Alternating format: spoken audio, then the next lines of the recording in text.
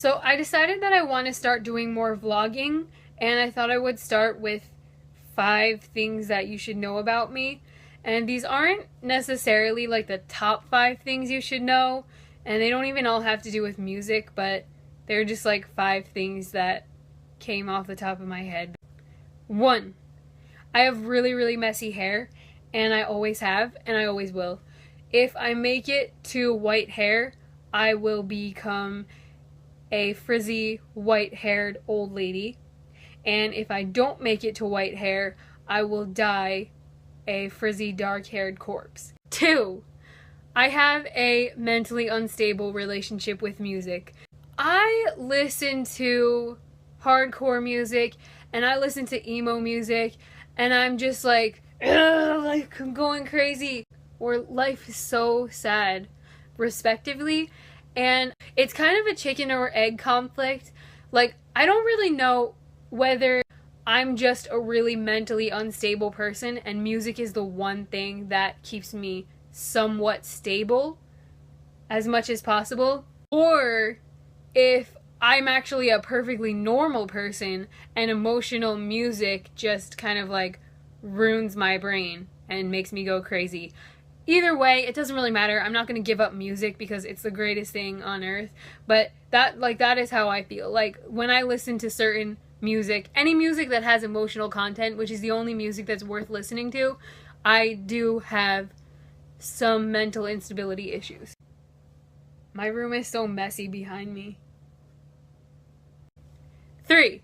Making stuff happen is kind of my thing. It's just that whenever I try at things, it always works. Actually, up to like the middle of high school, I used to think that I was actually a really ineffective person and that the only thing I was good at was school, because I would always get straight A's in school and it was really easy for me, but that was like the only thing I could achieve in life. I didn't have any hobbies that I was good at. When I tried hobbies, I was bad at them, like artistic hobbies or sports. I wasn't good at making friends. But then during high school, I had this weird experience where like every time I would think somebody was cool and I would try to be friends with them, I would always find a way to make it work. Like, there were these cool indie kids in my French class, and I just like helped them with their French homework, and we actually became friends. It wasn't like they were sucking up to me because they wanted me to do their homework. We really became friends and like started hanging out at shows and stuff. When I was obsessed with the Bouncing Souls a few years ago, and the only thing I wanted in life was to play music with them,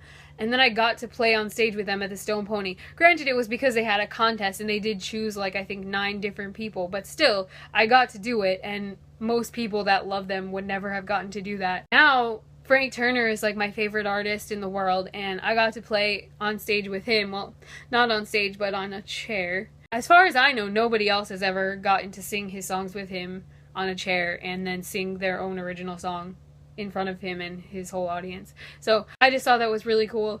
And if you want, you could flip this number 3, and instead of it being making stuff happen is kind of my thing, it's I kind of have delusions of grandeur about being able to achieve anything I set my mind to. All I'm saying is, like, don't be betting against me. Ultimately, my goal is to become a successful international musician. I have a lot of specifics on the way to that. But yeah, I think I'm going to achieve the international successful musician part. And not only that, but I think I'm going to hit all the little milestones along the way that I'm putting into my little plan. I think like whatever I want is going to happen. 4. I've never had a legitimate musical mentor, and my musical education has been very piecemeal and eclectic. People always ask me where I learned to sing, and I guess it's a compliment because it must mean that I sing well. I never had any voice lessons or anything like that, but I guess you could say that I learned to sing from being in school choirs and choruses, and I've did that basically for 10 years because I started when I was about 8 and I did it through my first year of college when I was 18. In terms of guitar, I would say that I've had like maybe 20 guitar lessons in my life. I learned probably like 75% of what I know from reading books and websites and watching YouTube videos.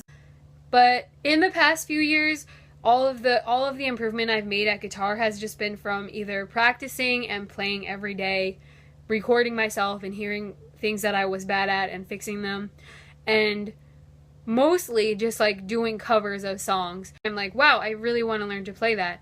And instead of like trying to find the tabs or asking somebody to teach me, I just keep listening and keep playing along. The first few times I play along, I sound nothing like the thing that I'm trying to play. But that's fine, because like you keep trying and then eventually you figure it out. 5. No spelling or grammatical error ever escapes my notice, ever. If there was one job, I would say that out of all the jobs in the world that I would be really good at and would be perfectly suited to my skills and personality, it would probably be proofreading books. I would love to do that as a side job as I pursue my music career, but I have no idea how to get into that field. So those are 5 things you should know about me. I feel like this video was a train wreck, but I'm not entirely sure. Ultimately, my goal is to become a successful...